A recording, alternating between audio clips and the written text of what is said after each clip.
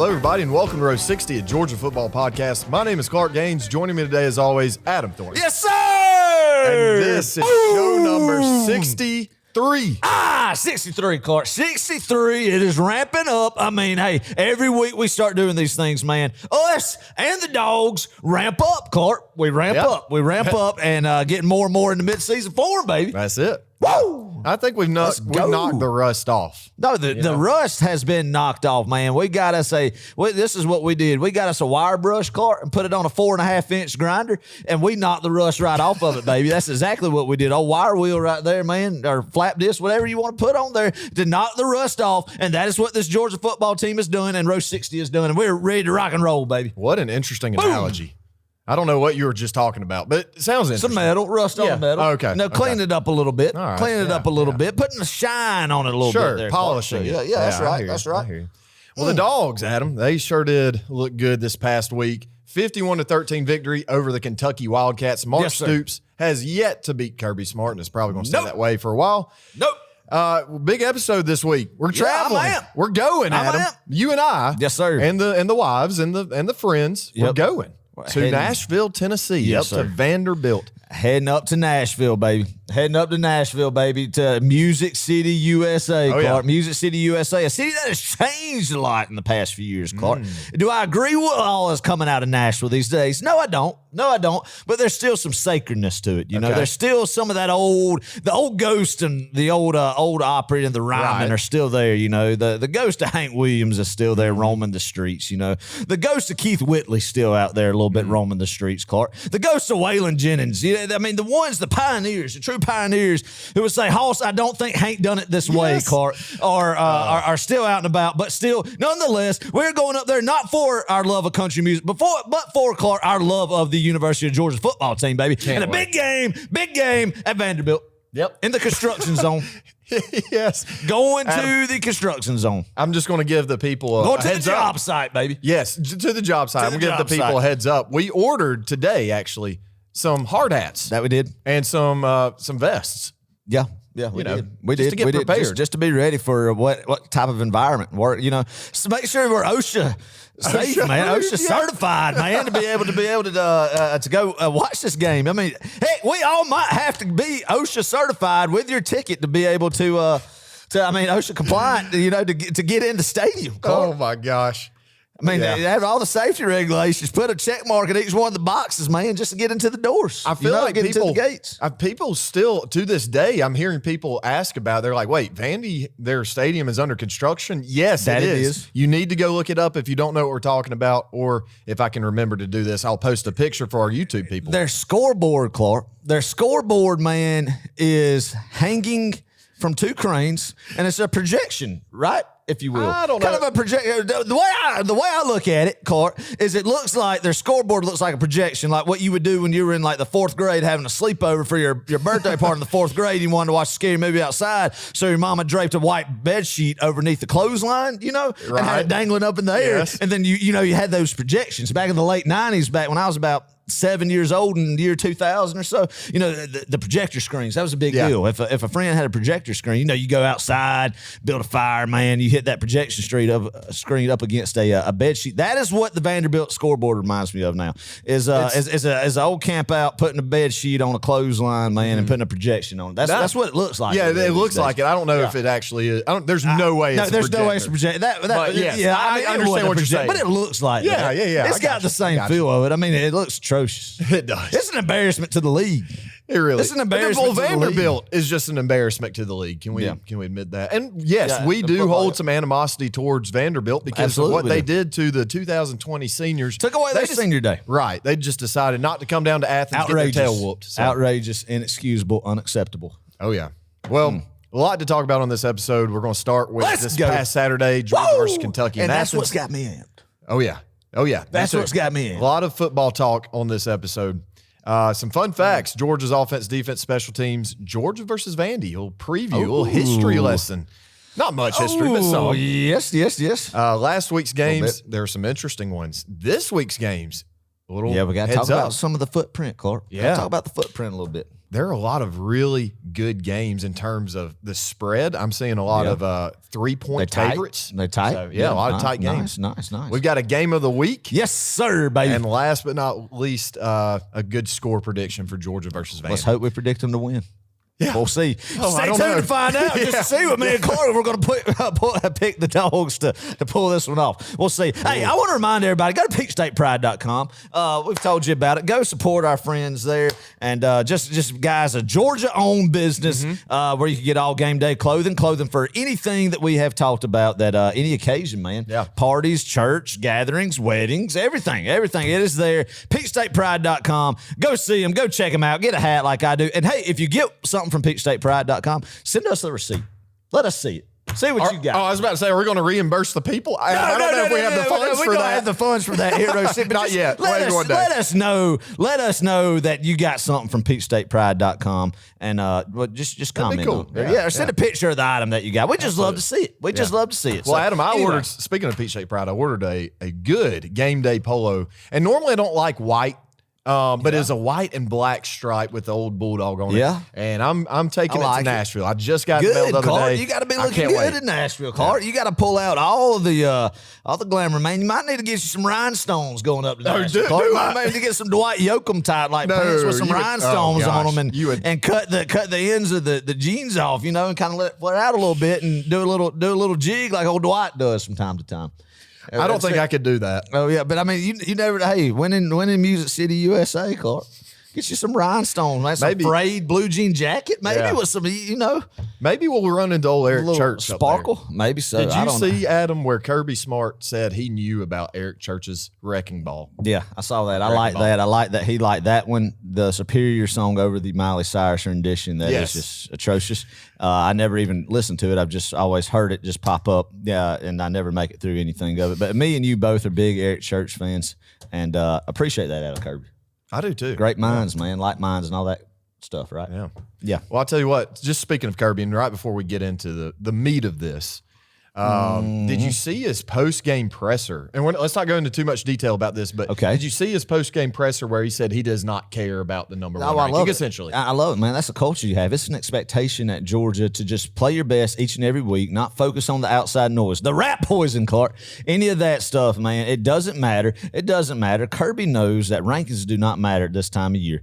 And what he said, being number one at the end of the year is all that matters, man. And this team is focused and it's dialed in. It's going to take it week by week, man. And this schedule, Clark, could not set up any better than what has been laid in front of us. A great performance on Saturday. Vanderbilt, one of these games, man, that we're going to get into that shapes up for a lot of good stuff, a lot of good growth there. And then I think the biggest growth will be during the bye week and the team that you see that comes out in Jacksonville for a big rivalry game that will start a huge stretch in the season that we'll be getting to. So it's going to be a fun ride. So y'all buckle up, join us.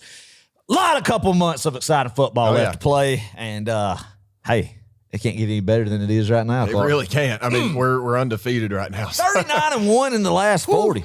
23 straight. 23 straight games, man. Watching one of the best runs in athletic history, Clark. I'm going to say athletic history. I'm not even going to say college football history. I'm going to say in athletic history, sports history, Clark. This is what we're witnessing right now. Well, and let's not go too much on a tangent here, but why not? Well, why not? We're row 60. I guess we got the mop. Yeah, we got the mop. Yeah. Who's going to stop us? Well, if they don't like it, they'll turn it off. Right. Well, here's the thing about it, and you're right. I do think it's one of the best runs in athletics because all over myself, man.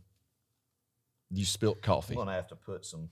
Adam, you need like a bib. I'm going to have to put some Mr. Clean spray on that to get the old coffee stain out of these gray shorts. Anyway, my wife isn't going to be happy about that. But anyway, proceed. Sorry. Where was it? I don't even remember. One of the best runs. Oh, yes. One of the best runs in athletic history.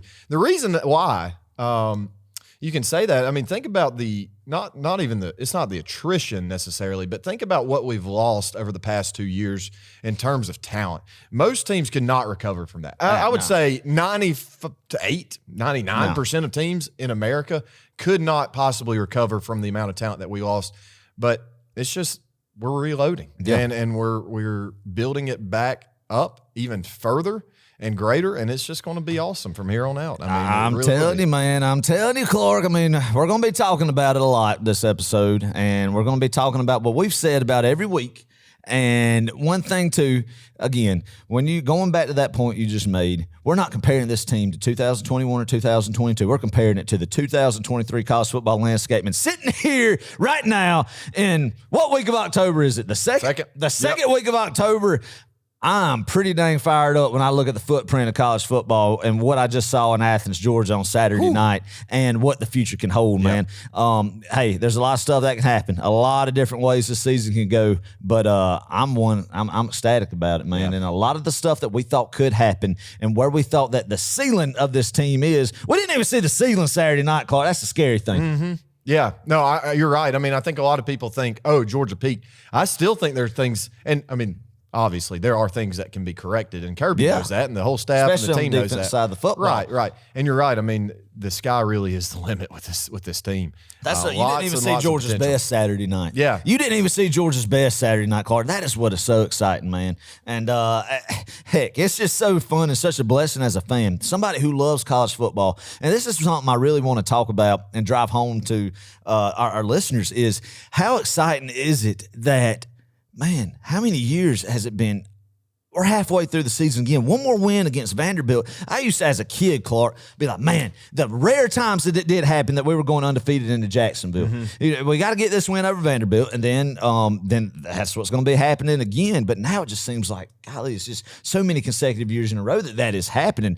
Undefeated Georgia's going into Jacksonville. But, hey, I'm not going to count our chicks before they hatch right there, Clark. So, but no, it's just exciting. It's a heck of a run. And I just got to think the other day, the COVID year don't count. Forget the COVID year. But since 2017, when the regular season's ended, going into the month of December, your University of Georgia football team has been in the playoff conversation with realistic hopes of being a national championship team every single year. It hadn't been, let's just see what we got, playing these young guys, see what we got to rebuild for next year, going to the Buffalo Wild Wings Capital One Bowl. I don't even know what they call that bowl in Orlando, being the pinnacle at that point in time, Clark. No, it's something bigger. It's something bigger, and that's just where we're at. It's not slowing down anytime soon, and it's just something that we're living in a historic run as a Georgia fan, and that is why I say every week, enjoy every bit of it. Hey, consume yourself with Georgia football as much as you can in your free time, because if you love it like we do, and I'm sure you do love it because you listen to this podcast, then,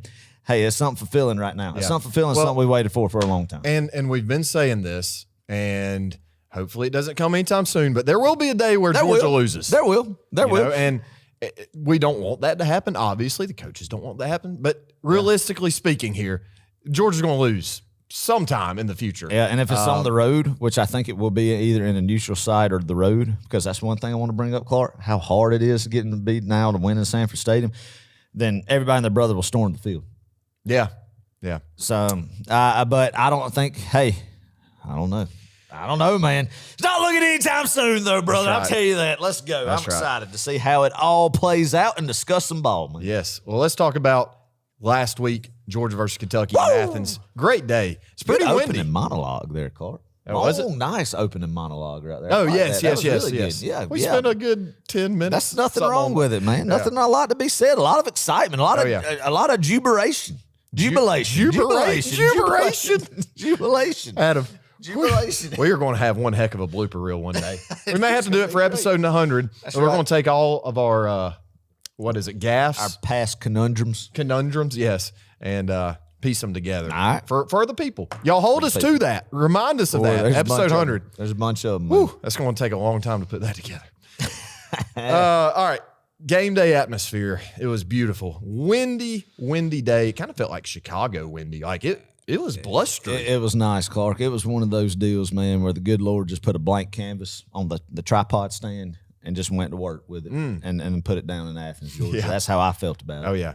Great day. A very electric atmosphere, though it was an SEC East opponent who was ranked number 20. I was very impressed by our fans and what we did in terms of crowd noise.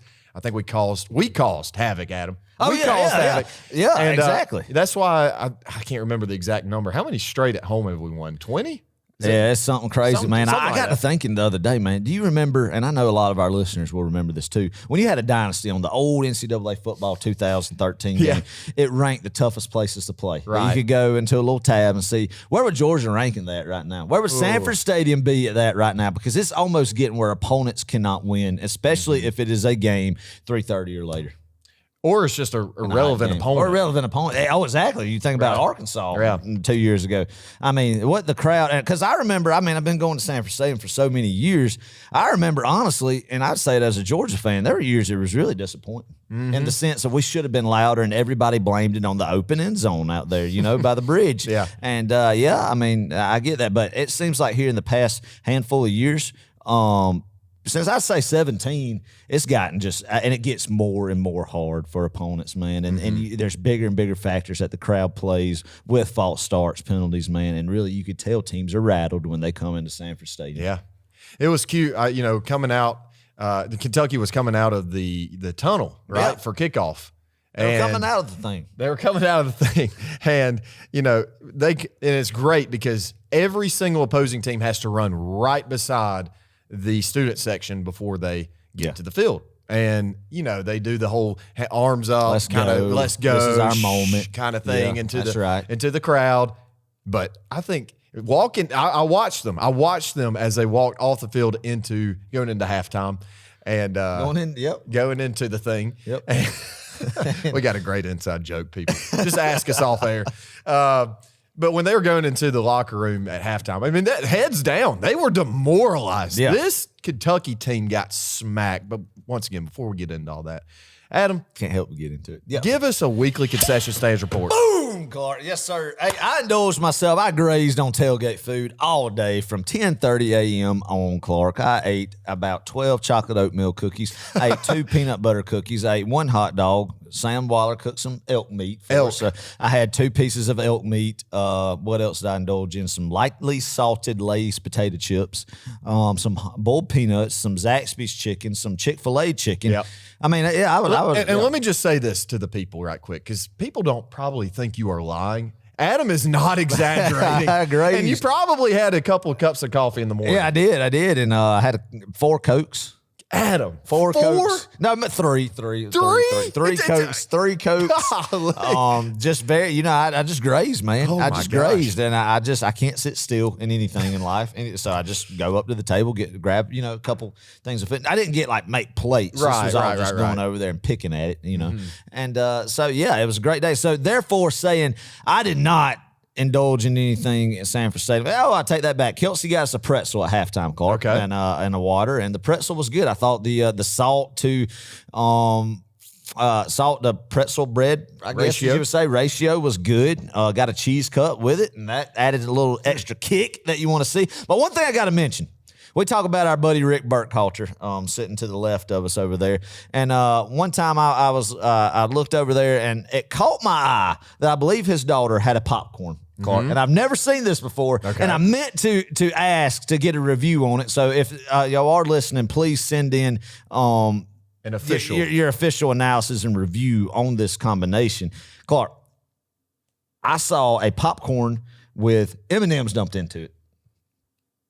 Have you never seen that before? Well, I've never seen at a game. I've never seen that. But I got to think, I was like, that's really festive for the moment. October, some good trail mix type deal. Okay, you get what I'm saying? Yeah, that's kind of sweet festive and salty. for fall. I like that. Yeah, a little sweet and salty. Yeah, I've seen it before, in prepackaged stuff. But I've never thought about going to a venue, right, Clark, and getting the two things to add them together. But I thought that is brilliant. Oh, that is brilliant, and something that you might add. And heck, I got to thinking too, man. You could even get you some peanuts to throw in there and get a good mix sampler, right? Right. So, that's something just thinking outside the box. I like that. Never would have thought about that before. And I think it's a good call. It's a good call. What's your thoughts about that? I like it. I love the sweet and salty mix there. Do that in movie theater. And you're right. I've never really seen that at a stadium. But I was about to get a little concerned that you'd never seen that ever. I've seen it in some pack. Yeah, okay. I've never seen it a packet. You get a pretzel in there, like I said, peanuts or whatever. Everybody's ate trail mix before in their life, Clark. Golly. You never know. So you do it at a movie theater? Yeah, sometimes. You put some Ike and Mikes in there? No, a little bit of what I do. now, This may be even weirder. Surely I can't be the only person that does this. Instead of M&Ms, I'll go Reese's Pieces. Okay. know? That's stout. So, that's stout. It's a good combination, man. But like I said, I've never thought about that before. One thing, too, I want to mention. And this is a little Sanford Stadium hack, if you will. Ooh. All right. Y'all ready for this? All right. I want to keep this on the download because I don't want this to really catch on. So if you're listening to this, yes, you're kind of inside right here. Right. All right.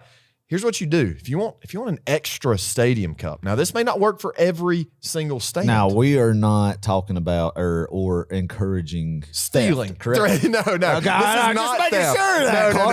No. This is not theft. Well, I'm very intrigued to see where this is going. So please, all right, enlighten me. Caitlin in the first quarter, she's like, I asked her every waking minute feels like of the game. Are you sure you don't want anything? Or before the game, are you sure you don't want anything? Now's the time to go to the concession stands. Exactly right. Go get it now before it gets crowded or whatever. No. Well, anyway, first quarter she decides to go. So, which actually may be the best time to go. Anyway, all that to say, she goes during the first quarter, comes back with 2 cups. I said, I thought you were just getting 1 cup. She said, actually, I got 2. The second one was free. She said, all I had to do was, I ordered a bottled water and I said, hey, is there any way I could get a cup of ice, an extra cup of ice? Right. And so the guy said, sure. And so he filled up a stadium cup with ice. Wow. And I mean, we got 2 more. By the time the season's done, we're going to have like 80 stadium cups at home. Well, hey, there you go, man. That's awesome then. That's a good little hack. Yeah, just try it out. Just see. Try it and see. Might not work for you, but hey, I'm surprised they gave a official souvenir cup. I figured they would have got the old flimsy paper Coca-Cola cup. I don't think they have those. I haven't seen those in a while. No. They might not. Interesting. So, well, that's good stuff, man. Yeah. So, and that's one thing too. I think that women folk that are definitely veterans of going to games with their husbands understand that chivalry's out the door when between 15 minutes left in the first quarter till halftime, and then proceeding 15 minutes in the third quarter to the final whistle at the end of the fourth. I've told my wife that before, and she knows we got into a good argument our first year of dating at Vanderbilt, actually. Oh, really? Because she wanted me to go to the concession stand about 3 minutes before, and I did at that point in time because we were still in the courting process, right? And Jake Fromm threw a touchdown pass, and I was not happy to be in there. And I've matured since, but now, like Kelsey went, at 6 minutes to go before halftime, she knew she went to the concession stand to get something just because, hey, we only get a select few minutes to watch live football with our own 2 eyes in person. So I'm not going to spend that time waiting in line in the concession stand. But hey, if the wife or any other, if we're at a concert, state fair, wherever, and we need to stand in line and get something for the kids or a restaurant or for the wife, then hey, I'm all about that, man. But no, don't take me out of my element in a football game to go do that kind of thing. And hey, that might be the wrong deal, but that's just one thing in life that it's not going to happen. Oh, man. Good times. All right. Clark's Fun Facts. Dun dun. Nice. Adam, let me ask you this. Surely you know this. Do you know where that jingle comes from? Because I totally ripped it off from something. Ah, man. Something from Disney World. The TTA. Close. No, it's not the TTA. It's Star Tours. Like Star Tours. Yes. That's You're close. Stuff. You're That's close. Good stuff. Anyway, Clark's Fun Facts. Georgia. Listen to this, Adam. This is awesome. Georgia scored on every single offensive possession in the first half. Yeah, man. And did not punt the ball until the fourth quarter. Unstoppable, man. I tell you what, you sat there and you thought, what? How many different? Are we going to go ahead and start talking about the offense, or am I premature? You're premature. I know exactly where you're going with that, though. Go ahead. Save that because that's a good little tidbit. Georgia got 600 total yards for the first time since 2020 versus Missouri. Really? Yeah. Wow. 600 total yards. There we go. That's something. That's crazy to think about if you think about the past 2 years offensively. Yeah, some of the games, man. That is a wild statistic right there. Now, I'm not exactly sure if that includes. I guess that would make that might include punt and kick returns. Yeah, maybe, but still, no, that's 608 yards that they had a total offense, Clark. Oh, total offense? Yes, 100%. Is that an Adam fun fact? This is an Adam fun fact. Let me jump in right here. Okay, 608 yards by my calculation. All right. If I'm wrong, then just didn't do the math right, Clark. Okay. And I'm pretty sure 435 passing yards. I think we'll allude to it. 389 from Carson Beck, but 435 total plus 173 rushing yards. Clark gives you 608 yards Good of math. total offense, which is 6 football fields Yep. and 8 yards out of a single football field. Yeah. That's amazing. That's amazing. I mean that is just putting it on them, man. I mean, unbelievable. And it'd be one thing if we did that against UT Martin or, right. Southeastern State. Right. But it's Kentucky. And Kentucky got a has reputable defense, very, man. you're exactly right. Very physical. I mean, Some veteran guys out there. So it's impressive. Oh, very much so. Last fun fact. Here we go. Carson has had 3 consecutive games with 300+ yards. That's the first time since Aaron Murray. Give that man some respect. Oh, yeah. Put some respect on his name. Man. Hey, does he get 4 Saturday? Oh, yeah. Chalk it up for 4. Yeah, why History not? books, wrote with Carson Beck, number 15. Yeah. At least in Georgia history. Hey, go ahead now. I'll just go ahead and bring this up since Carson Beck and Aaron Murray are in the same sentence right there, Clark. As this Saturday night, was that some of the best back shoulder throws you've seen since Aaron Murray tossed the ball to Tavares King in 2012 or Malcolm Mitchell in 2013? Yeah, I would say so. I mean, and I'm telling y'all, there's nothing harder to defend than a freaking back shoulder throw. I mean, really. On the sideline. On the sideline, and I mean, it's tough. I thought he did. That was my first thought. It's like, man, I don't think we've seen a quarterback since Aaron Murray and a receiver on page like that could execute it that well that many times that we saw Saturday night. Exactly. I mean, maybe I was missing something. That's what I thought. Very Aaron Murray-like back shoulder throwing from Carson Beck. Feeling it, man. Feeling it, absolutely. Georgia's offense was feeling it, Adam. Carson Beck, you're right, hitting his stride. 28 for 35, 389 yards, 4 touchdowns. Just unbelievable. That's right. 10 guys. Actually, I'm going to let you say this no, you got it, man. Make sure you get that part. That's Tell right. them. Tell them. 10 guys caught the football, Clark. 10. Actually, 12. 12. What? Yeah, at least got one reception. At least got one reception. So 10 guys. This is the one got a carry. Yes. 10 guys got a carry and 12 guys caught the football. That's right. That's impressive. Unfreaking believable, Yeah. Clark. Unbelievable. Because I looked at this. I was watching this game. Clark, we ran like a old jump ball to Marcus Rosamond Jack Saint. Didn't convert one time, right? Right. So hey, that's a long little stretch down the field. Let's jog old MRJ, who has been great. I mean, this is I think gonna be somebody to watch in the back half of the season. Yep. So anyway, he jogs to the sideline. You put Ra Thomas out there on the outside.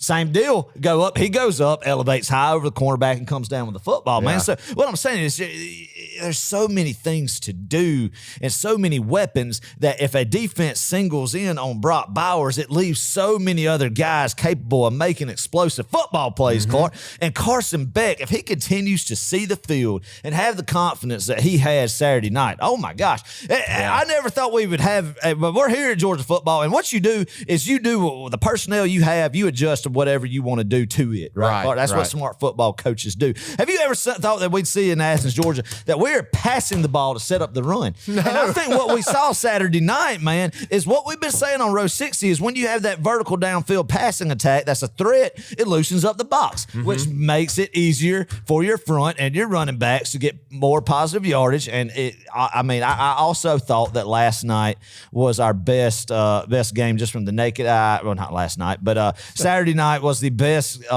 game that Georgia's played running the football too. The rushing. I don't know. I think just ripping off good positive yardage, man. I wish I had that stat. I might could look it up. I don't know how many yards per carry did we have last night. Do you know that by chance? It was. I don't know. Probably about 6 or 7. It was something crazy. It was crazy. Close to I probably 6. could find it. I probably could find it, man, because that's one of those things. Yards per rush, 5.6 yards per rush. Hey, I'll take that every single day, man. Yeah. And so anyway, and I think that helped because what we did. But so I think what you're going to see is a heck of an air assault, man, and just weapons. We talked about how talented this group of receivers is, and it's somebody that Ladd McConkey's still just coming back into the fold too, man. Yeah. And great night. We're really just scratching the surface with this offense. I'm telling you guys. And just imagine if we had everybody healthy. Yeah. If you had Mims healthy, which by the way is making good progress. What I heard. That's right. And then also Cedric Van Pran I think he's good to go. Yeah, we had a scare there. Say, that would have been devastating, man. But I think some of these guys that's plugged in, man. Morris is playing real well, I feel like, and this offensive line, I feel like, has done really, really, really, really, really, really good pass pro, Clark. Yeah, the time Carson Beck had to throw the ball, and he was deadly and took advantage of every single second that he had. But really, you got to talk and tip your hat to Stacey Searles and his unit Saturday night, because they manhandled the Kentucky defensive line. They sure did. The offensive line looked really good. Both run and this is the best run blocking we've seen this season by far. Right. I think that's right. They did a fantastic job. If we're going to talk about that, I really want to just pat old Kendall Milton on the back, Clark. Some guy, he's battled a lot of adversity. I thought that was the best he looked Saturday night since the Ohio State TCU stretch last year. And I think that is a thing with he is just getting healthier, man. And I think you need Kendall Milton back there, Clark. I know everybody's talking about Edwards and Bell, and I have too, but I think a healthy Kendall Milton will make some big plays for you. And also, especially with us being a very, very now pass-heavy offense, I think, going forward. At least a very, very balanced in the sense of Kendall Milton, I think, is your best blocker from the running back position, pass blocker. So I think having him back is going to be big, and he's going to continue to get healthy. And I pray and hope for the kid, more importantly, that he deserves it to have a healthy back half. He sure does. He sure does. Two guys ran hard. Yeah, two guys we already talked about, but I want to touch on one more time. Rah-Rah. Yeah. Freak. Freak athlete. Kind of his Georgia coming out part. Yes, exactly. Yeah, exactly. I mean, he got his first touchdown the other night. What a great touchdown it was. I mean, it was awesome. Awesome play. I mean, he absolutely mossed that guy. Yeah. But I will say this, preseason, we were talking about, we lost AD. AD Mitchell left, and we needed kind of that guy to win those 50-50 balls, to high point the ball, to get up in the air, kind of A.J. Green kind of guy, George Pickens. We've had those kinds of receivers here in the past few years. We needed that guy this year, and we were kind of debating whether or not it was going to be Marcus Rosemy-Jacksain or if it was going to be Rah-Rah. Well, I think it could be both, and that's the scary thing about it. You've got some options there. But Rah-Rah really looked good. Marcus Rosemy-Jacksain, awesome. He made several big plays the other night. Yeah.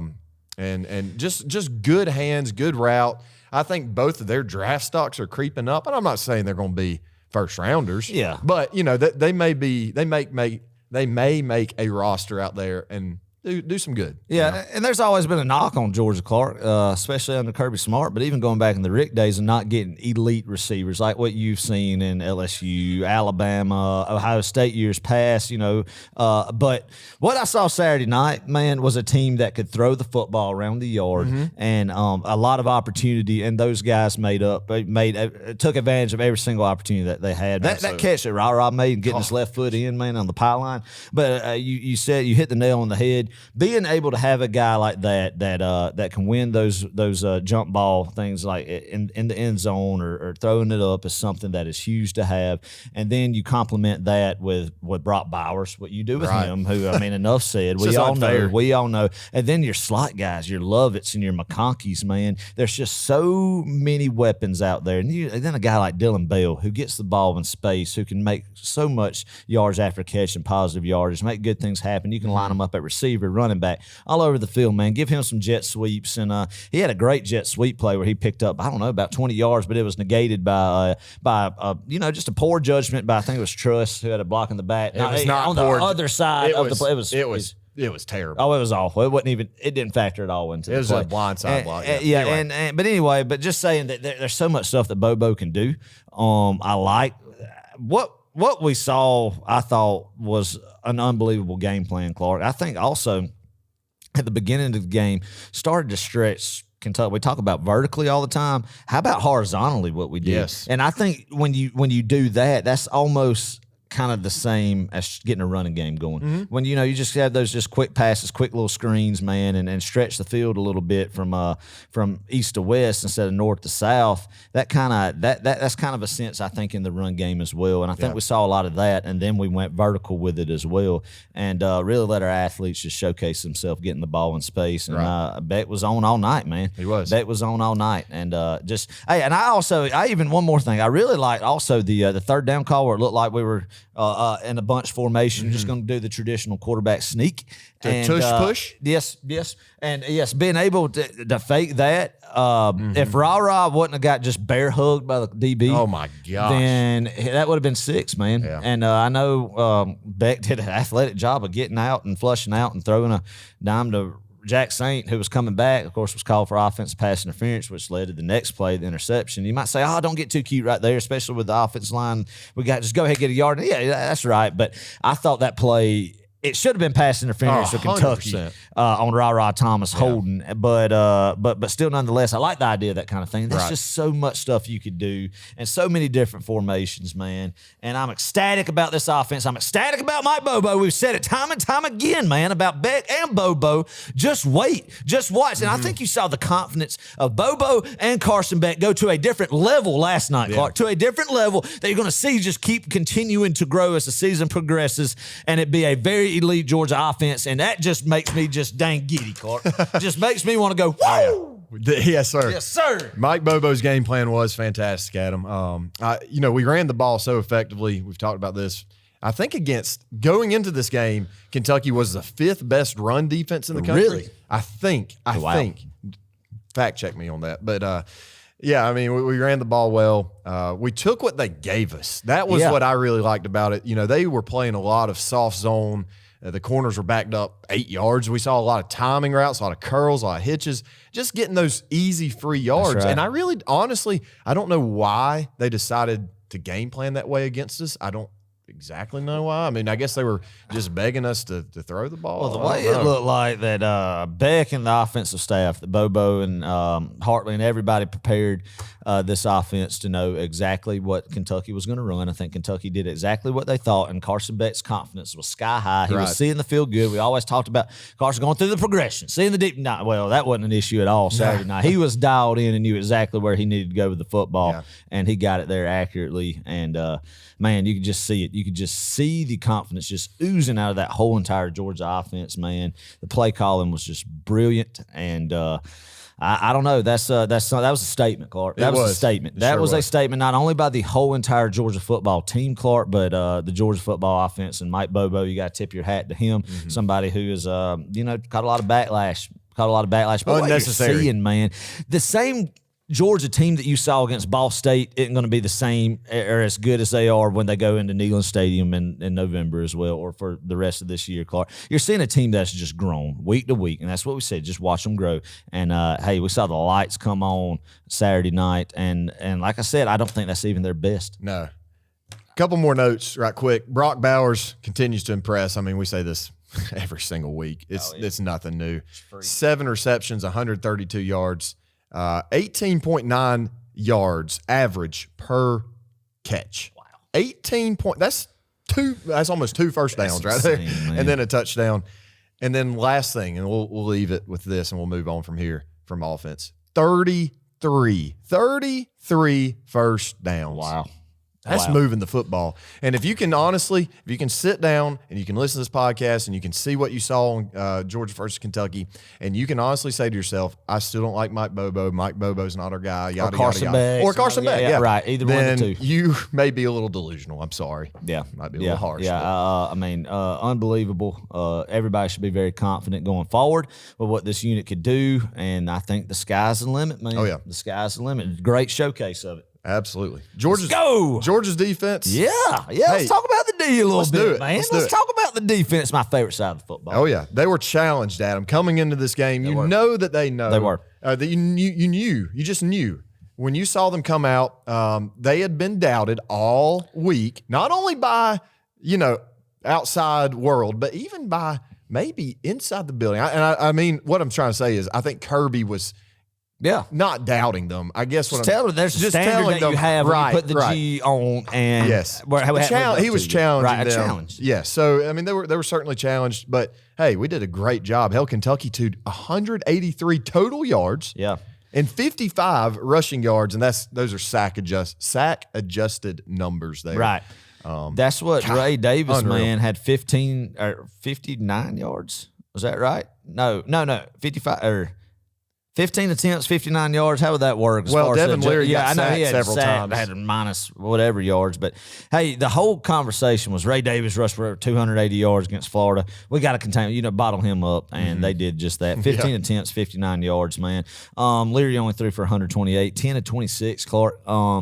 Unbelievable job. One thing, too, I think that I do, I think all of us are guilty of, is looking at the last week of a game that the teams have played and then trying to base your opinion on what's going to happen and thinking that's what's going to happen, write it and etch it in stone the following week, man. And we talked about it last podcast, Clark. You just can't do that. I mean, if you were going to do that, it was going to be Kentucky would run all over this Georgia defensive front, right, Clark, with how stuff went down in Auburn last week and then what Kentucky did up in the Bluegrass State against Florida. But no, that's not how football works. And this defensive line played phenomenal. The whole defensive front did. I thought a guy that really deserves, hey, a pat on the back, man, because we've talked about him before in other ways, is Chaz Chambliss. I thought he had a great game, Clark. I think he made an athletic play, breaking up a play in the flats right there, man. I think, heck, he was in on some sacks, and I think he did a good job. Yeah, I think he did. And I think Jamin Dumas-Johnson, another guy that there's been some chatter about, too, I think he did a great job in that middle linebacker spot as well, man.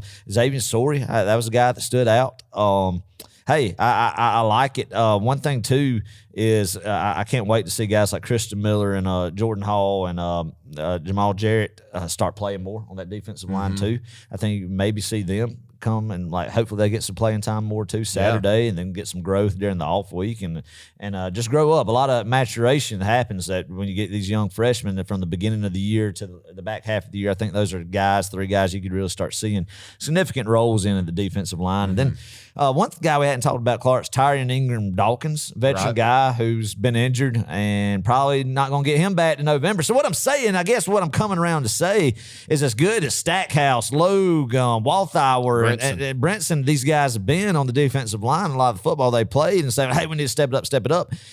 They're just going to keep getting better, and more guys are going to keep elevating their game, man. And I'm excited about it, man. I'm excited about this line and what this defense can do. Right. And, Well, one thing I got to shout my boy out, McKay and I, we talk probably 2 hours every Saturday night. Drives my wife insane because I'm never in bed at a reasonable hour. Right.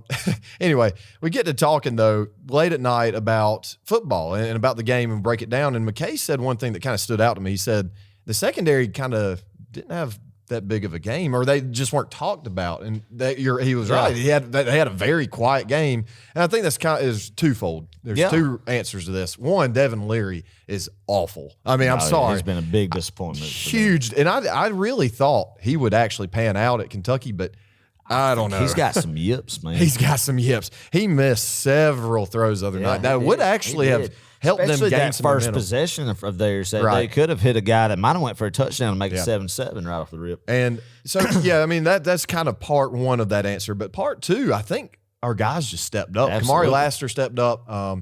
Dalen Everett, I think, had a great game as well. Malachi, Javon is always, they're going to always be on it. So, I mean, great game by them. One thing I loved, Adam, there is nothing to me more satisfying than coming clean on a corner or safety blitz. Right, it is the most satisfying thing in the world to see a corner come off the edge and go blow up the quarterback. Blindside I love it. I love it, man. And dialed up blitz packages just at the right time, man. Kentucky, I think they had a good offensive game plan.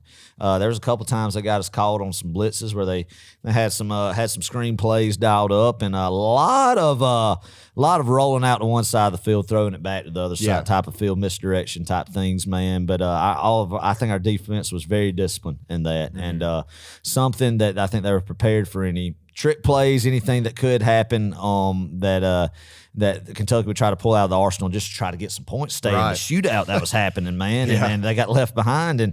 And one thing, too, I thought that was interesting. You were talking about the secondary, Clark. I thought it was very intriguing how Liam Cohen and Leary and the Kentucky offensive staff, they targeted Lassiter a lot. Yeah, they went to his side of the field a lot, which you would have thought they would have went towards Everett's side or Humphrey, whoever would have been there at the time. But both of them, all of the cornerbacks played well, and I thought Lassiter did a good job. One thing that I thought all of them did combine a whole lot better this week, and I'm no defensive back coach, but I always love yelling from the stands like they'll hear me to get their head around on a long play. Yeah. And I thought they did a good job finding the football in the air this time, and I thought you could see that head pop around pretty quick and locate the football, and like you said, be able to attack it, and that was something that the DBs I thought did an outstanding job of, man. I think Tyke Smith is continuing to play at an elite level from the star position, and Bullard looked even healthier this week, man. So getting back to his old form, and Starks is just a freak. So the defense is going to be fine. Defense is going to be fine. But I will say this, Clark, that was not the defense's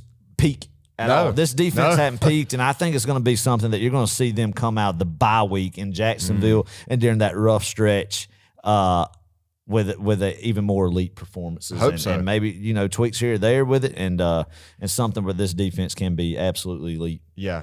And hey, going back to the secondary right quick, one last thing I want to say. Kentucky had very few explosive plays, and I counted this because I just didn't really remember if there were many plays that were over 10 yards, right? So out of 50 plays they ran, they only had 5 go beyond 10 yards. Wow. So that is 10%. Yeah, that's and awesome. That is what you want if you're a defense. And the great thing about our secondary too that I saw, one more thing, and I'm not a defensive backs coach either, Adam. I don't know much about DBs other than you gotta, you can't get beat inside, and you gotta backpedal, and you gotta turn your hips, footwork. And find the football, right? And just don't get beat essentially. If you're don't let anybody behind you. That's the worst thing you can do. Essentials, but. Anyway, one thing, though, that really impressed me this past week was we got off the block better, right? Yeah. We got off these receivers blocking us in the secondary, right? And that's kind of been a little weak spot here past few games, especially at Auburn. But, hey, did a great job this week. And that's where you're going to see the bye week come in big, I think, too, that fundamental type things that you'll see going into Jacksonville as well. So, but, yeah, great point, Clark, because that's become such a large part of the game of football is physicality on the perimeter between receivers blocking and cornerbacks shedding blocks because of so many of these tunnel and bubble screens and RPO type stuff that's being run by these offenses these days.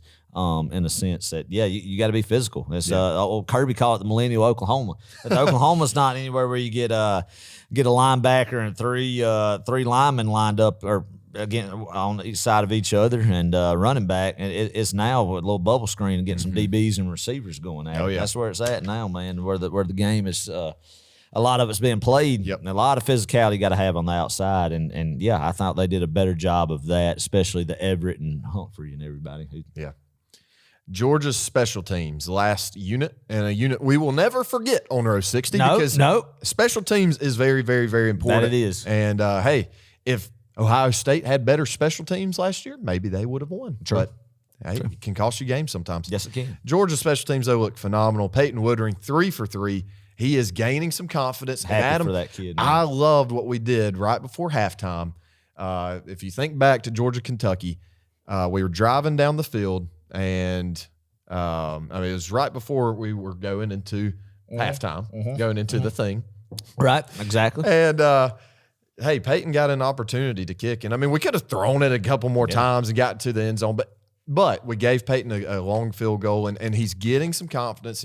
I think he – knock on wood, he's over the yips, and he's in a groove. So good on him. Perfectly executed, great game plan by Bobo in the sense of when they got that, they knew which place they wanted to run to get quick yardage on the sideline, no timeouts left in a sense of being able to get out of bounds and get closer and closer. Because we saw in the Rose Bowl, the 2018 Rose Bowl, that what if in scenarios where you got to get that 3 right before halftime that it could do to the momentum of a game. Oh, yeah. And I thought that was a good round of execution and practicing that. And like you said, Clark, they easily could have just said, let's just take a shot and see what happens. But 2 great plays, getting some short yardage, getting out of bounds and being able to get it in makeable distance for Peyton Woodring to be able to have a field goal attempt, man, execute it to perfection there. Yeah. Got that 3 points for half, and that was big. I agree with you. I'm just happy for him, man. A rough start, and man, against Auburn and Kentucky, just been lights out. Oh yeah, been lights out. So I love that. Hope to continue to build that confidence. We're doing a great job. Yeah, Brett Thorson had a boring night. I think he punted once, and that was in the fourth quarter. Yeah. I'm starting to wonder, does he hold a grudge against Carson like he did with Stetson? That's right. That's right. He's not getting Remember playing tweeting that time. out. That's right. That's right. I love it, man. I hope he doesn't man. see the field anymore. I mean, we'd love the guy. We love him. Love the guy, and because he answers the call every time you need him, really flip does. the field and everything. Yeah. Great call from corner guy, but no, we don't want to see the punt team out there, Carl. That's the one guy. That is the one Georgia football player we don't want to see playing. And then we mean that in the best of ways. In a very sincere manner. Exactly. All right, enough about Kentucky. Let's get to the next Not one, only baby. did we beat the brakes off of them, Dismantled them, man. we just beat a dead. I feel like we're just beating a dead horse talking about them now. I mean, because it's just a blowout. Statement game. Statement The game. Nation now. I think there was a lot of chatter. I'll say this is the last thing, my closing thoughts on that game. Unbelievable 15-13 win. There's a chatter the week Wait, leading up did you to just it. say 15? 51-13. I heard 15. I did. I was like, I might what have in the world? 51-13. Okay. But there was a chatter coming into that game that Georgia's gettable. Georgia's not what Georgia used to be, and they shouldn't be number one. All this, but we don't care about number one. But that was just the consensus of everybody. And what you saw Saturday night, people in their living rooms flipping through the TV, people opposing fans in other stadiums watching their teams play, seeing it scroll across the bottom of the middle deck right there on the little ticker, out of town scores, seeing what's happening. People were put on notice that this Georgia football team is what everybody thought they were going to be, and They're great. They're getting to that point. they're getting to that point. And that was a statement win. Right. You need to have that, and I think that showcased what this team can do. Exactly. And I'm excited to see the growth of it because it's just going to continue to get better. And the nation knows Georgia ain't going nowhere, Clark. That's right. And we're definitely not going anywhere playing the Vanderbilt Commodores. Yes, sir, I guess Clark. we We're are gonna going respect somewhere. Vanderbilt. We're going to Nashville. But We're going to Nashville. We're going to respect Vanderbilt. yeah, we'll respect the Vanderbilt Commodores. Still don't like them. Yeah. Don't have like major hatred. I'm just not a fan. You know what's really funny? What's that? Is Vanderbilt has beaten us more recently than Kentucky has. That's true. That's a funny Kentucky thought. beat us Actually, in 09, and Vanderbilt beat us in 16 and 13. yeah. That's true. And They beat us in 9 or 10 was close. One of those games in Vandy. 11 was close. 11 was close, yeah. And then they beat us in 06. Kentucky and Vanderbilt beat us in 06 in the same year. Terrible times. Terrible times. We have beyond that now. That's exactly right. I hope so, at least.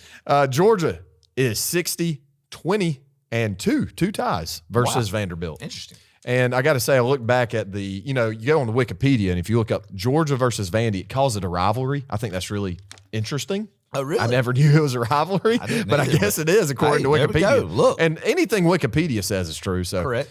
But I went back, and you could see it has Georgia won, and then Georgia wins a game, and it puts them in red. Right. And then the ones that Vandy wins, they put them in gold. Well, I went back. I was trying to find gold, and I went back all the way to the 1920s, early on, because they used to be a very, very prestigious football program, like literally a full 100 years ago. During the Teddy Roosevelt administration. Yeah. During the Depression. Right. Yeah. I mean, good on them, I guess. But, Yeah. I don't remember Vanderbilt ever being prestigious at my time. No. Me neither. There was a game. I think we went up there in about 80. I don't know if it was 83 or 84 in the early 80s. You remember this? I don't. I'm just kidding. I don't. I'm just It's just messing with just a good history lesson from everybody. Because if everybody grew up their child, some people grew up as children, Clark, watching Sesame Street, DVDs, Teletubbies, that type of deal. I grew up watching Larry Munson's Call's Greatest Volume 1 and 2 and 3. So anyway, that's where I get a lot of these history because they do a tidbit on the game in Munson's Call. And one of them was up in Vanderbilt one year in Nashville where Terry Hogue, I think it was his senior year, probably was 83. I think 83 had to go break up a pass, man. One of the best pass deflections I've ever seen. He reaches behind him, full body length, and tips a ball to get a big win over Vanderbilt up in Nashville in 1983. Yep. Interesting. Yep. 83, didn't we? No, 82 was the year we went to the quote unquote it was a Sugar Bowl national championship that year, correct? Yeah, lost to Penn State. Penn State was for a national championship. If Georgia would have beat Penn State that year, that would have been 2 out of 3 years. 81, that was Pittsburgh. I do not think we would have been in contention because we lost to Clemson, who eventually won it that year on Labor Day weekend that year at Clemson. Turned the ball over 6-7 times. But Blue had a terrible day, horrible day. And Herschel didn't score or anything. I could be wrong, but I don't think there might have been a slim outside shot if Nebraska would have beat Clemson in that Orange Bowl, but I think they would have won it then. But But yeah, I mean, needless to say, Georgia lost to Pittsburgh and Dan Marino in 81, and then Todd Blackledge and Penn State in 82. But that was an actual national championship game in 82. Yeah. Interesting stuff. Georgia, we talked about this before the podcast started, Adam. Georgia has outscored Vandy 233-35 in the past 5 meetings. Unbelievable, man. I mean, last year was something like 55-0. Yeah. I've been now hesitant just throwing out scores because I realized last week I butchered all those scores that I threw out from the past Kentucky games. But I'll get in the ballpark with it. No, 55 was last year. 62 was the year 62-0 was the year before. Right. So you're outscoring them 100-something to nothing just in the past 2 years, man. They haven't scored a point with you since. I mean, the world didn't know what COVID was the last time Vanderbilt scored against Georgia. Yeah. Well, they were starting to know, I guess. No, I didn't. I didn't know what it was in 2019, man. Maybe the Chinese knew. Somebody knew. I guess. Who knows? That's a discussion somebody for another knew about podcast that. We can have. Oh yeah, my thoughts on that. The patron. Hey, that may be a really good patron extra episode. Okay, yeah, might have to do that. There we go. But anyway, yeah, all right. I do have some. Anyway, it's 2019, I guess. Of course, we're alluding to that they did not score in 2022. 21 did not play them in 20, and then 19 we opened up in Nashville, man. Interesting game. Yeah.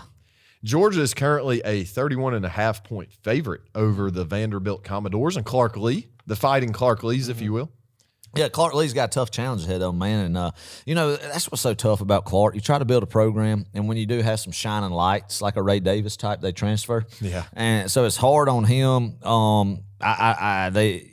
regressed since last year. I feel like, got wins over Kentucky and Florida last year. Do not look like they will win a conference game this year. They look bad. But he's the man for the job. He knows the culture. I think he's going to stick with them. And I like Clark Lee, and I like Clark Lee for Vanderbilt. Yeah, I do too. There's no ill will towards Clark Lee. Is there Clark Gaines? No, I do think I am the superior Clark in this. Of course. I will say, I will say, at least he doesn't spell his name with an E. God, it makes me cringe anytime anytime somebody spells my name with an E. It's like my biggest pet peeve. And it's okay. I get it. I mean, there's Clark County down the road. Athens is Clark County, and you put an E on that. I get it, but just don't put an E on my name, people. I understand. Anyway, Vandy, 2-5 on the season. They have lost the last 5. They beat Adam. Dang it. I'm so mad about this still. They beat my Hawaii Rainbow Warriors and Timmy Chang. And Timmy Chang's, yeah.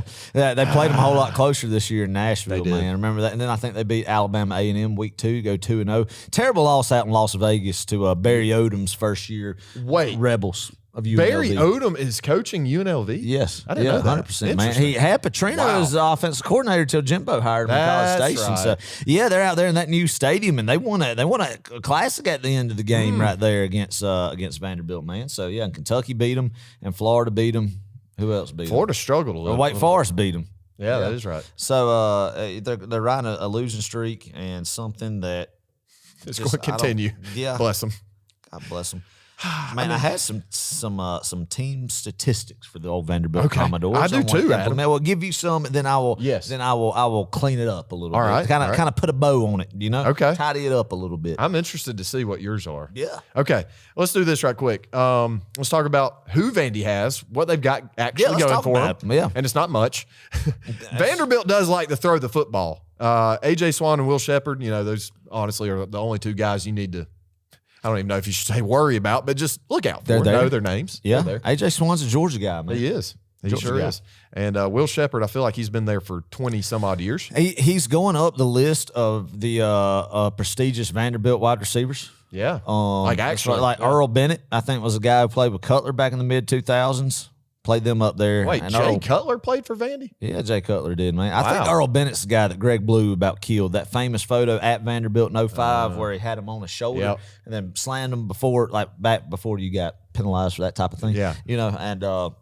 Back then. When football was football. Yeah, Thomas Davis and Greg Blue would have been thrown out of every single football game they ever played in Odell Thurman, but I digress. And then Jordan Matthews, who played a few years ago, I think he's climbing up that list and kind of being in company with those guys. So, been a very good career for Will Shepherd at Vanderbilt so far. Well, I'm going to talk about Vandy's defense right quick. Please.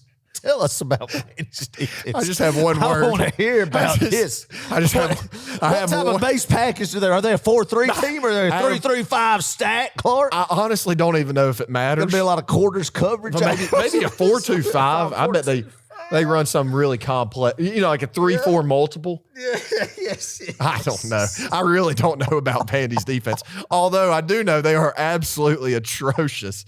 They are ranked 108th in the country in total defense. Golly. They give up an average of 420 yards per game. And let's think about who they've played. It's not like they've played some Ohio State or Georgia or anybody. That's true. Oh, they played Alabama, A&M, Hawaii, and UNLV's 3 of the 6, 7. Yeah. They've not played 7 games. Oh, they have played 7. Yeah, they have played 7. In week 0. Right. Dang. Yeah. And to their defense, they have played an extra game. So, yeah, maybe they're just tired. Maybe they've been playing since week 0. That's a lot of football, man, without a bye. But yeah, that's not good. That's not what you want. Who's their defense coordinator? Do we know that? Billy Smith. Yeah.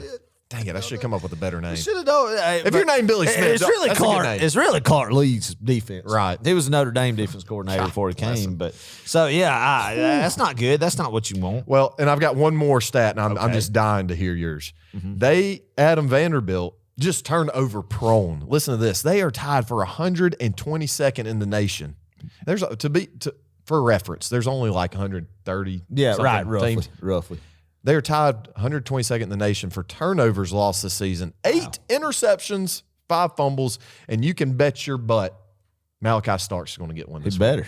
That's right. Or Time 2. to eat, baby. Oh, yeah. Time to eat. Anyway, give me your stats. I was just going to say some stuff like A.J. Swann's got a 53.8% completion percentage. Golly, that's bad. So that's not what you want. So he's attempted 173 footballs down the field past the line of scrimmage, Clark, and completed 93 of them.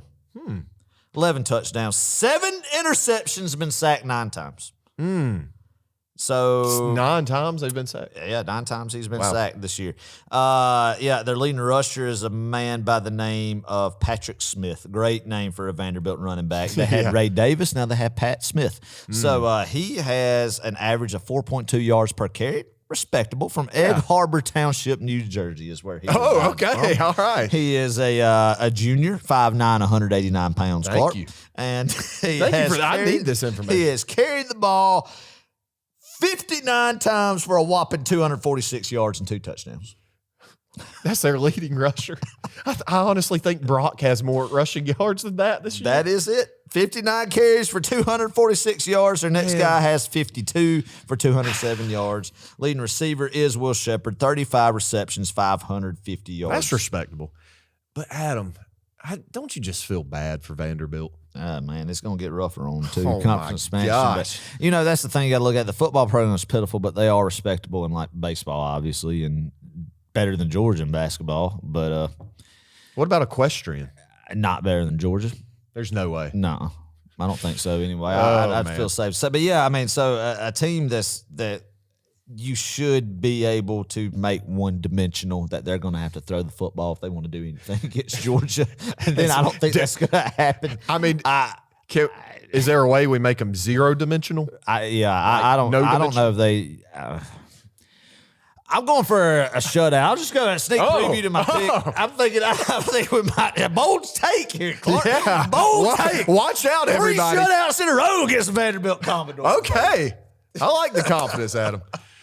Oh, my gosh. I'll save mine till the end. I can't wait to see how many I didn't points. say if we would score anything now. Oh, yeah. They'll be shut out in regulation, then we'll see what we get. Yeah. Okay, yeah. So you're saying it's going to be 0-0. I want everybody to wait around and see where I say what Georgia scores, too. Okay. So, yeah. But anyway, not good. Not good, man. Not good. Well, 2 keys to the game. Just appear, just be present. Show up. Now, Clark, don't overlook. We just preached about how you can't base last week and this week. Oh, respect the Vanderbilt Commodores, man. Respect what Clark Lee has done with that program, Clark. Respect going to Nashville in a hostile environment in the middle of a job site, and what can happen? Weird things can happen, Clark. Can they? Can they really?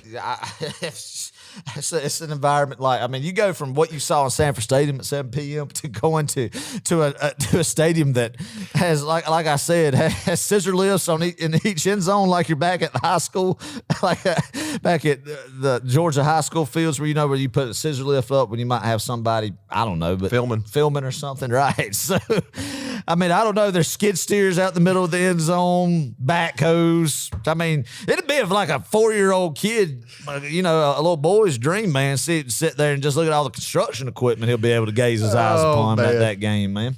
Very hostile. Track hose and what have you. I mean, a little bit of everything. Man. You'll be able to see the sights and sounds, man. Heck of an environment. Do you think they can construct a way to win? No. Did you like that? That was good. Pun. That was good. Oh, man. No, all right. Keys to the game, though. I really, though, be present. Just show up. Just be disciplined, man. Well, don't do anything stupid. Yes. That was going to be mine. Stay healthy and no personal One fouls. thing, too, do not have a targeting penalty in the second half where we have Jamin Dumas-Johnson having to sit out the first half of the Florida game because we're beating Vanderbilt by 7 touchdowns and... Well, he wouldn't be in the game anyway. But before then, they'll be out by then. Well in hand out there, and you get a second half targeting penalty or something. Yeah. That type of deal, Clark. But yeah, don't turn the ball over. Just keep working on things, building. Hopefully this is a game where a lot of young guys get even more reps and grow even more. Would be amazing if it starts out like it did 2 years ago. I've never seen a faster start, I think, in an SEC football game in my life. But yeah, get like a turnover two in the first, second quarter and really jump up on them good. Get the guys rested, man. Noon kickoff. Get your starters on the bench. A full week of rest the next week sets up beautifully. And just go and execute, like you said. Question right quick before we move on. Do we see a Brock Bowers rushing touchdown this week? Absolutely. Oh, you're calling? Absolutely. Okay. 100%. Jet sweep. Jet sweep. Jet sweep. I like it. Oh, I don't know, Adam. Something tells me soon we're setting this up. I promise you we're going to pull it out up against Vanderbilt? No. It's probably going to be Florida. I don't know. It could be Vandy just because, it's something we'll put on film for Florida to watch. Right. This is something we were talking about the other night, right quick. You put things on film. There's some things you don't want to put on film, right? Correct. But then there's some things you just want your future opponents to have to worry about. And you do put on film and stay up at night. Yeah. But Brock Bowers and Dylan Bell in the backfield, we are setting up. I guarantee you Brock Bowers is going to get a handoff. A handoff.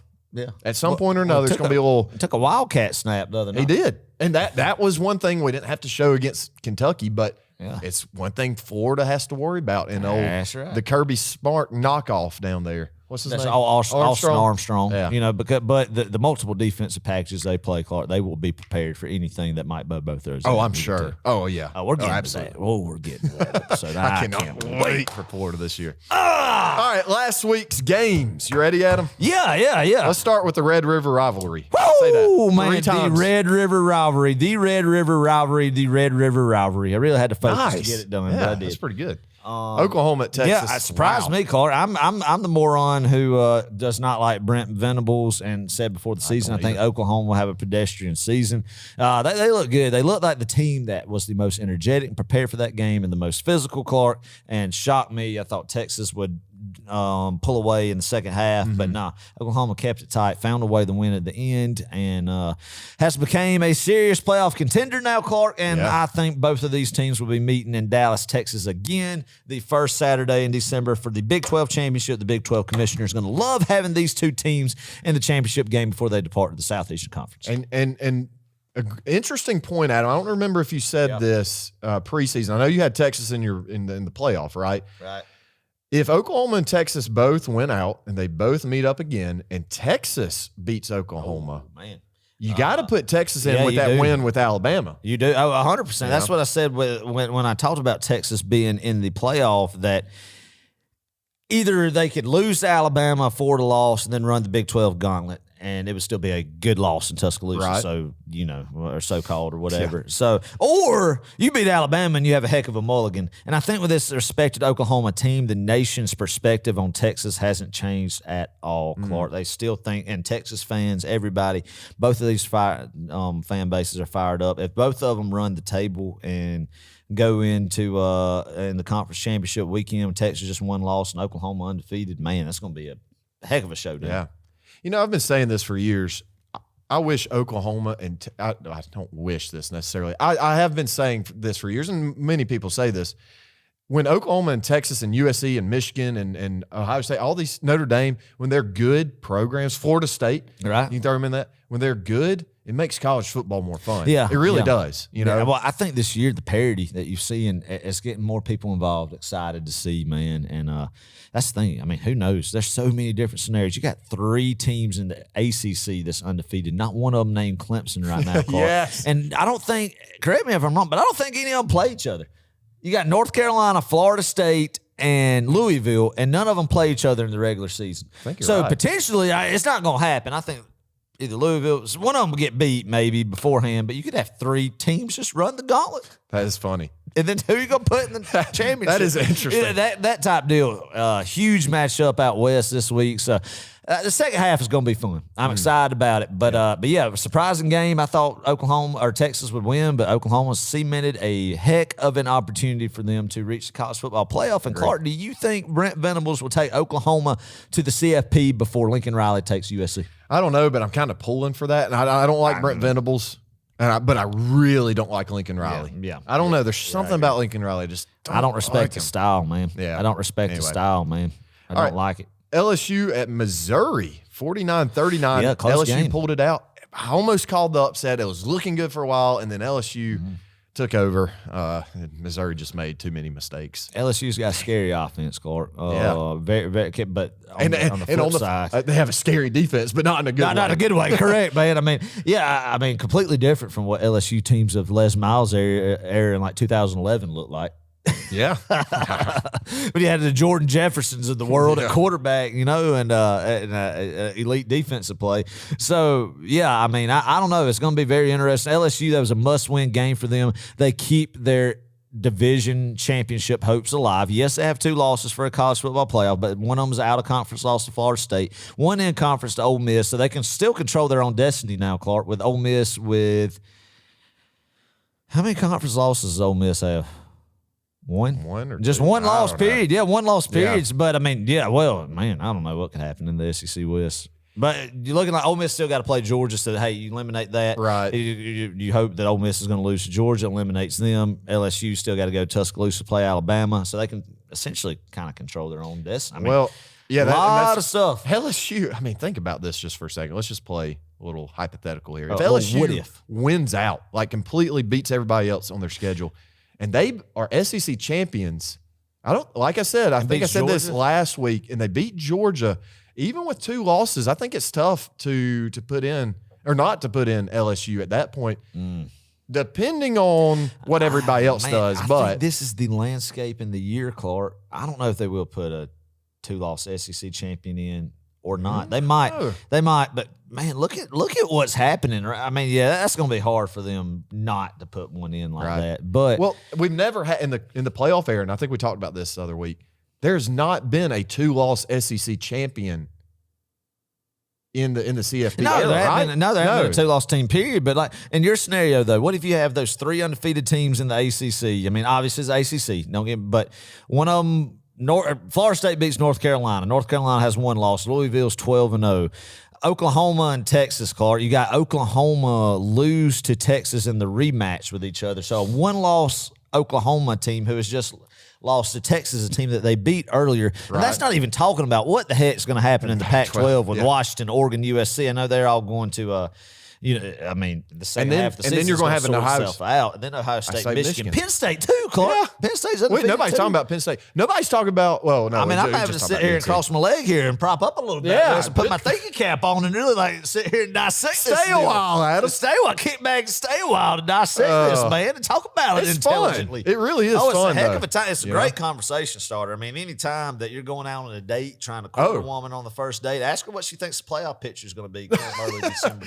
I'm sure that will work. Man. So if any young man out there trying to court that special someone, kind of get a little jittery a little bit during the dinner conversation, Clark, talk about the college football playoff picture. That can really kind of get some chatter going, and then before you know it, y'all be clicking on all cylinders. And that's a good icebreaker because if she starts, she or he, if he or she starts talking about, football, then that's a pretty good indicator. You know? Yeah. So, I mean, anything, job interview, just a little chatter, right? When you're just kind of discussing with folks, after the formal part of it, right, Clark? Yeah. So I mean, a lot of stuff that we're giving life advice right here that could educate yourself on, that could really help you. Down the road, to elevate your career and your love life and everything. I mean, here at Road 60, we offer a little bit of everything. We offer a little bit of everything. Oh man! All right, Alabama at Texas A&M, 26-20. Alabama wins. Wow, what a game! I felt like this was going to happen. I didn't really deep down believe it. I thought A&M had a better shot, and I think they shot themselves in the foot quite a few times. But I thought A&M would beat them, Clark, and I'm disappointed they didn't because now I'm going to say it. Uh-oh. I think Alabama, I don't think Jalen Milroe is a quarterback that's going to carve you up with his arm, right? But I think he got more confidence. Yeah. I think he's going to grow. And we're naive to think that if Carson Beck's not going to grow, then Jalen Milroe's not going to grow either. Right. Too. So, I mean, that's one thing, man, that Jalen Milroe is going to continue to progress, and I think they're going to be pretty good. And, heck, I don't know. They might lose Tennessee. They might lose to LSU, but I could easily see them winning out and being a tough out and an absolute war in Atlanta for the SEC championship, man. Yeah, I agree. That kind of make me a little bit nervous because that defense is good. Adam, Their defense is good. Well, they are. But you sat here at the beginning of the season, and you said I want them. I do Alabama. want them. They So make me a little bit nervous, but I want them. I want them. I want to be the one. I want Georgia to be the one to put the kill shot on them. Yeah, we may get our shot. Yeah, because they're looking better. Notre Dame at Louisville. Wow. I don't think anybody saw this coming other than Josh Pate. He did, didn't he? He said his model had Louisville favored at one point. Yeah. Well, interesting. When you think about it, Notre Dame, this is their third primetime big get-up game, two of them on the road. Yeah. Each one of them against another undefeated team. Should have lost last week at Duke. Of course, got beat in South Bend and heartbreaker at Ohio State. And it just seems like everything just kind of – win was just dejected from them, Clark, in a sense. In Louisville, big win for them, man. Jeff Brom, first year back at his alma mater, making some noise in a cupcake schedule. Just a stupid schedule, Clark. Louisville? Louisville, yeah. Stupid schedule. They could easily be 10-0. How do you know all these names? I don't know. It is an unbelievable trait you have. Yeah, but anyway, Louisville wins 33-20. I got that dead wrong. I think we both did. We both picked Notre Dame. But anyway. All right, let's go to last week's game of the week. We had Lebanon Valley Flying Dutchman at Widener University Pride. Adam, listen to this. Yeah. This game went into double overtime. Nobody saw that coming either.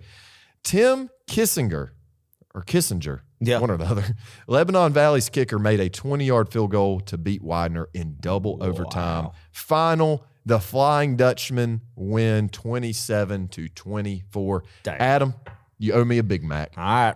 Hey, well, I will pay that debt when we go up to Nashville. Okay. Maybe we'll change it from a Big Mac to some our stop at Buc-ee's. Yes. Hey, a biscuit. Get some beaver nuggets or something. Brisket. I said biscuit.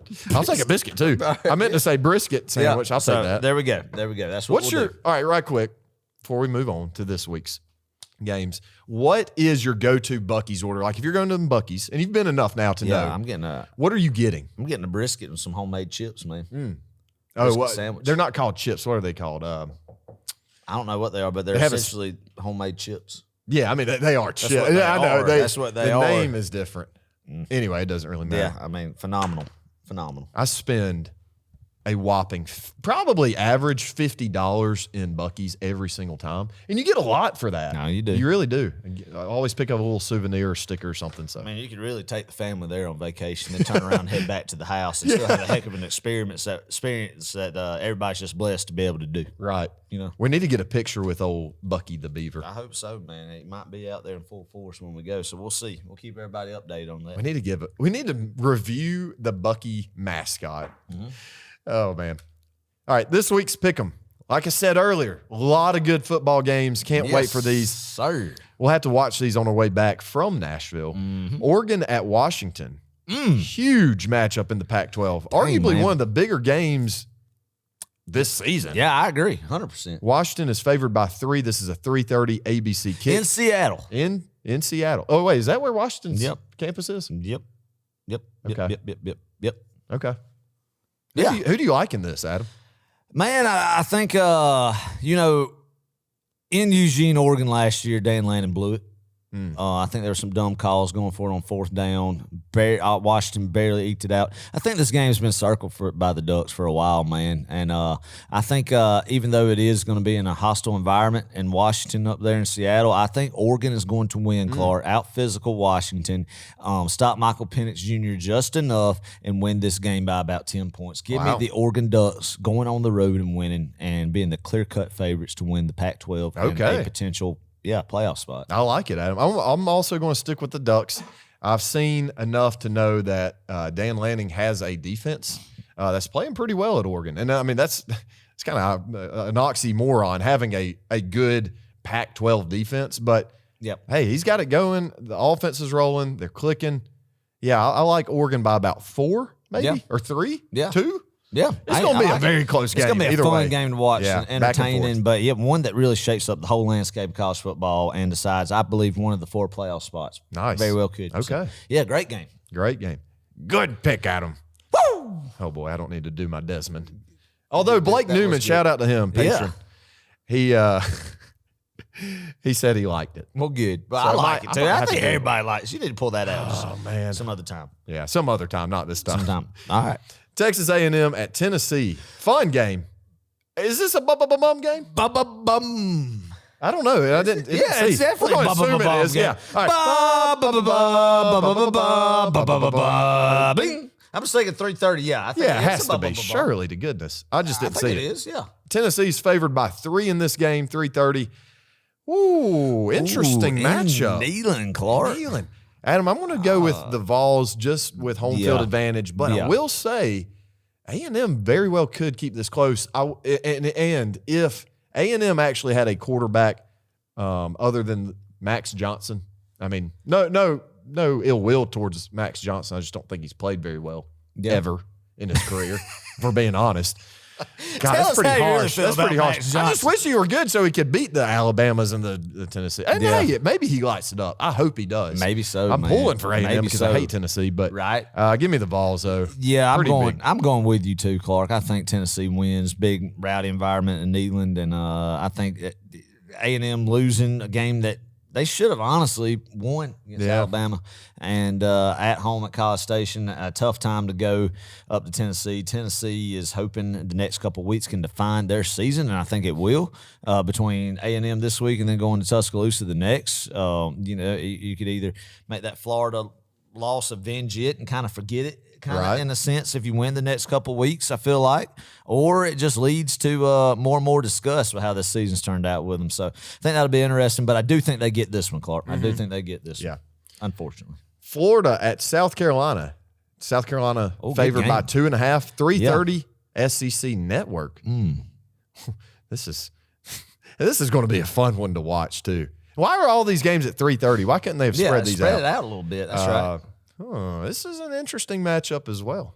Ooh, Clark, do you go with the fighting Shane Beamers or the fighting Billy Napiers? I don't like either one of these. You know what I'm going to do? I'm going to go ahead and make my bold prediction. I think the fighting Billy Napiers, Clark, are going to go up to Columbia, South Carolina. Okay. And I think they're going to get it done. Oh. In a slugfest. Adam. I do. I think Florida is going to go beat South Carolina again. And we're going to say Billy Napier has Shane Beamer's number. That would be kind of funny, but I hate Florida. Like this is your quintessential meteor game. You don't want to see either of these teams win if you're a Georgia fan. But Adam, I had a dream about Shane Beamer, and our patrons know about it. I had a dream about Shane Beamer, where he got mad at me for you and I making fun of him on row 60. Right. And so I was a little terrified in this dream because he was saying that he was going to sue us, that he had the power to do that. Right. And I woke up pretty shocked. So all that to say, I'm a little nervous about Shane Beamer. Like if I were to meet the guy, I'd be a little scared. Yeah, right. And so I think Florida is also going to be a little scared. So I'm going to go with the Carolina Gamecocks. All right. Home field advantage. All right, They're going to have the go. sandstorm going and whatever. There you go. I don't know. And I think it's a good pick. I mean, I think it's a coin flip. It's going to be very interesting to see. All right. Miami at UNC, 7:30 ABC. UNC, North Carolina, the Tar Heels, favored by 4.5. Yeah. Wow, this could have been a huge matchup had Miami not blown it last week. What in the world? Yeah. Give me Miami, Clark. Oh. No, that sounds stupid, but Really? I think they're going to go up there and must win to keep some aspirations alive. And UNC had a big game last week against Syracuse, put up some points against a pretty good Syracuse team, man. But I kind of think Miami's going to win. Is Syracuse a pretty good team? Have you even watched a snap? Have you even watched a snap of Syracuse football? No, I just heard. You just through the grapevine. That's okay, right. All right. I believe Be you. the respectable Dino Babers football There you team. go. See, I mean, as long just as- a respectable Dino Babers football That's the thing. If you know a guy, like if you know a head coach's name or even a defense or Right. offense coordinator's name, you can at least say like They're a their name respectable team. and a respectable team. A and good that makes you Blanks seem football team. right, Yeah. and that makes you seem Like you're very educated knowledgeable about the team, but I couldn't tell you who their quarterback is. I couldn't tell you. Just make up a name. Yeah, I mean, Who's going to go look it up, right? Oh, man. Fun stuff. I'll go with UNC. Drake May. I haven't watched much of either of these teams play, but I have watched some North Carolina football this year. Drake May looks pretty good. He's a real deal. So I'll go with them by about 10 points. Yep. USC at Notre Dame also could have been a huge matchup had Notre Dame not just absolutely pooped the bed. But this is the interesting thing. For one, it's 7:30 NBC kick.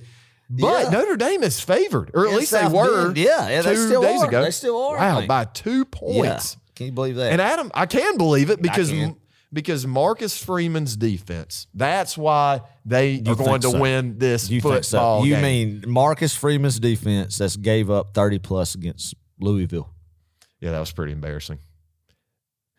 You got me thinking now that I probably made a terrible pick, but I'm going to stick with it. I'm going to stick with my guy. No, it's a great pick, and I'll tell you why. Because I'm going with Notre Dame, too, because of Alex Grinch's defense at Southern California being historically horrific.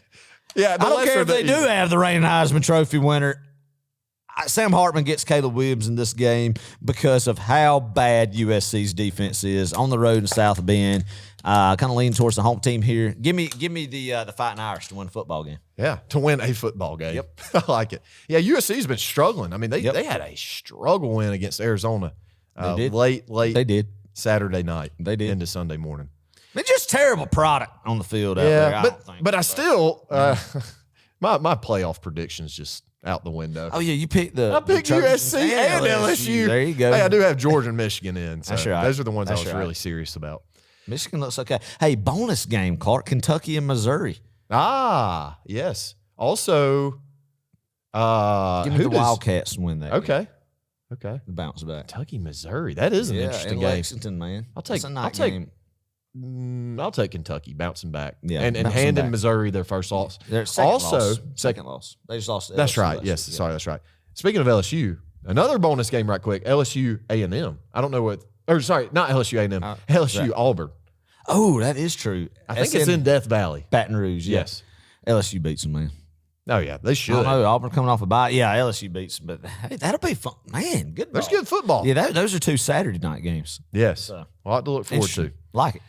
And we're definitely looking forward to this game. Oh, 100%. The game of the week. Yes. Ready, Adam? Yes, give it to me. We got the Central Missouri Mules. Yes. At the- He-honk. Yeah, I got to make the sound effect. Yes, all right, well, you got to make the sound effect on this one. The Northeastern State Riverhawks. Oh, boy. This is going to be great. Nice, Adam. I don't know. Those were horrible. Both of them. I like did the not caw. give a good. Got a little allergy stuff going on. I don't know if a Riverhawk makes a caw sound, but that's the first thing We're that going came to to go mind. with it. I wish I could have like an echo effect, like a reverb. Yeah. Like some nature. I might do that right. in the edit. Anyway, kickoff at 3 o'clock. Weather 68 degrees.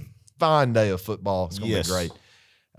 Hey, the Central Missouri Mules, Adam, lead the series 9-1 over the Northeastern State Riverhawks. Okay. The Mules are kind of kicking some Let's say that. Yeah. It would have been better if it were the other way around. The Riverhawks are kicking some. Anyway, sorry. That's stupid. All right, let me reel it back in here. Central Missouri. Let's talk about them, the Mules. They're a public school in Missouri, obviously. Yeah. Can you guess where? State. I was about to say, can you guess where? Right there. Yeah, I don't know what town or Dead anything. smack in the center. They have to be. Maybe Ryan Day knows about them. I'm sure our fellow friend, dog, patron, Ryan Day knows about the Mules. Central Missouri Mules. University of Central Missouri holds the world record for the largest ridden parade of mules. This record-setting achievement, Adam, was achieved with the help of 50 mules and their riders during UCM's homecoming parade in 2021.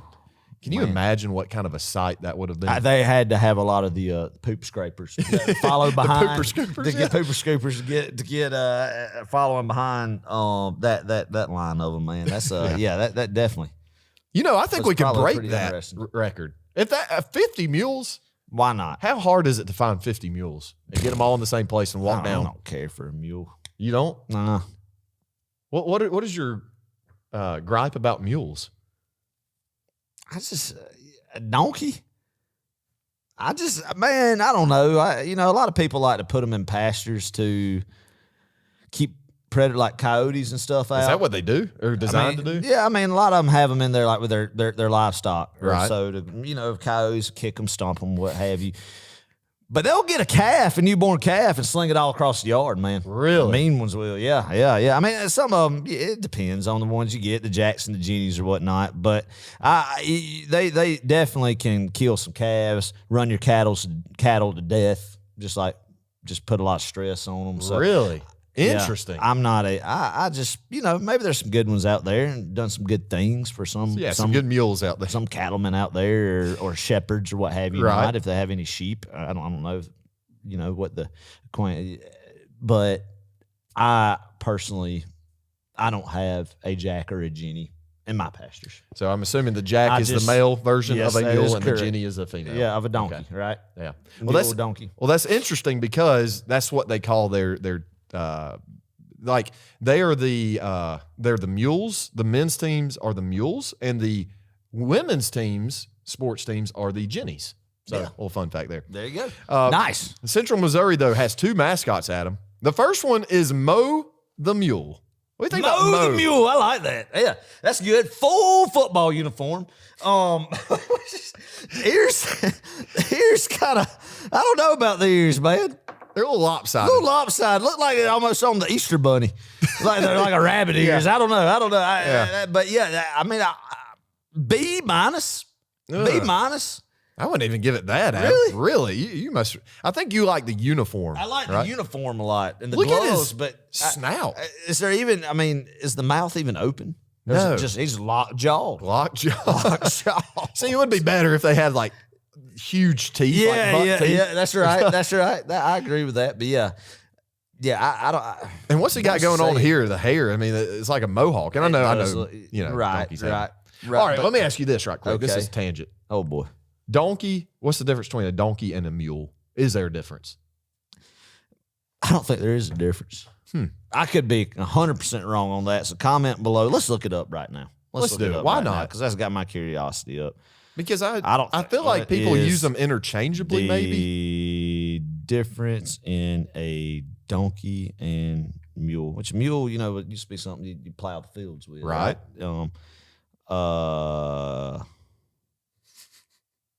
What do you got? Can mules? A mule? Is there a difference? Mm-hmm.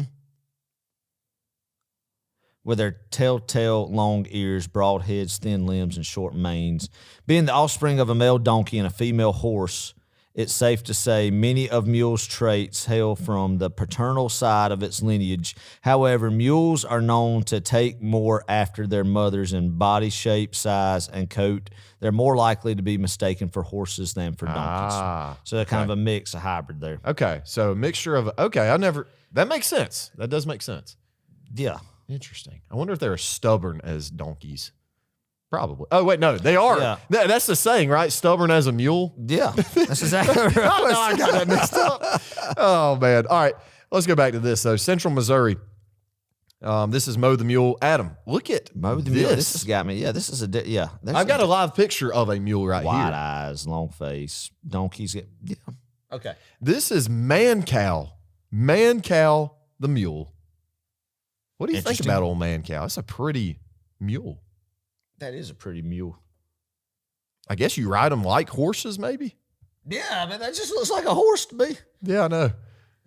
What is I can't tell. I don't know. What in the heck? God, we need like a biology lesson on all this. I mean, yeah, that looks identical to a horse. The only difference I can see right here is like the ears, they seem a little bit more. They just seem bigger, maybe. Yeah. I don't know. Anyway, we're spending too much time on this. But a mule has a donkey father and a horse mother. There we go. Thank you, Adam. Oh, boy. Good information there. All right, some notable alumni of Central Missouri. These are some interesting names here. Dale Carnegie. He wrote one of my favorite books, How to Win Friends and Influence People. It's it's sold millions of copies. Really? Really, really good book. So check it out sometime. Okay. The second guy, David Cook. Adam, did you ever watch American Idol? I did one season. You remember which one? It's probably like Ruben. Yeah. Oh, that was a great season. No, this was a little later on. 2008 American Idol winner David Cook. Okay. He beat old David Archuleta. I'll be dang. Little fun fact. And then last but not least, you ready for this one? Jimothy Chaney. Jim, a good friend of the show. Jim Chaney is an alumni of this. Yeah, group. Central Missouri. I'll be dang. How about that? That's good. That's good knowledge right there. That's real good knowledge. Did he play football? I don't know. I guess if he did, he was a mule, but interesting. Head coach Josh Lamberson. It's a pretty interesting. That's a good last name. Yeah. You know. Josh Lamberson. Lamberson. All right. And then we got Northeastern State Riverhawks. This game is in Northeastern State on their campus. Yep. And they're located in Oklahoma. Yes. All right. This is the oldest institution of higher learning in the state of Oklahoma. So older than Oklahoma University. Really? Yeah. Very Oklahoma State and all the Tulsa. Yeah. What's another? No, not Tulane. I'm losing my mind. Tulsa, Oklahoma State, Oklahoma. Surely we know of one more Oklahoma school. Oh, man. People are probably out there screaming it. Something. I don't, Clark. I can't think of another. I can't. Not one that's Division I. Anyway, their mascot is Rowdy the Riverhawk. Wow. This guy. Wow. I like this guy. Yeah, he looks like he's wearing a superhero outfit. Yeah. Wow. And look at the teeth on that thing. He's ready to go. He's ready to go. Ready to attack the day. Yes, he is. He is. He's just got a good, and I love the eye too. It's got like a little glare in it. Yes. You know? Yes. It reflects the sun there. All right. Notable alumni. Another American Idol winner. Carrie Underwood. Wow. Yeah. Okay. Interesting. Very interesting. She was an alumnus. I think it's alumnus of Northeastern State. And then we have Larry Bowie, who was the 2001 Miami head coach of the national championship team. Larry Bowie. Or he Larry Coker? Was, maybe so. Larry Bowie. I don't know. Larry Coker was the head coach of the 2001 Miami football team. They didn't win a national championship? Yeah. Okay. I was just making sure you're talking about the national championship football team. Yes. Or are you talking about the national championship like hockey. Men's polo team? No, they wouldn't have hockey. I mean, like Larry Bowie. Who is Larry Bowie? Well, what is this? Hold up. This is going off the rails just a between second. mules and donkeys and not knowing. First of all, hold up just a second. First of all, I got this off Wikipedia, as I always do. Yeah. So it could have been totally wrong. Second of all, I'm almost positive I just forgot the Coker.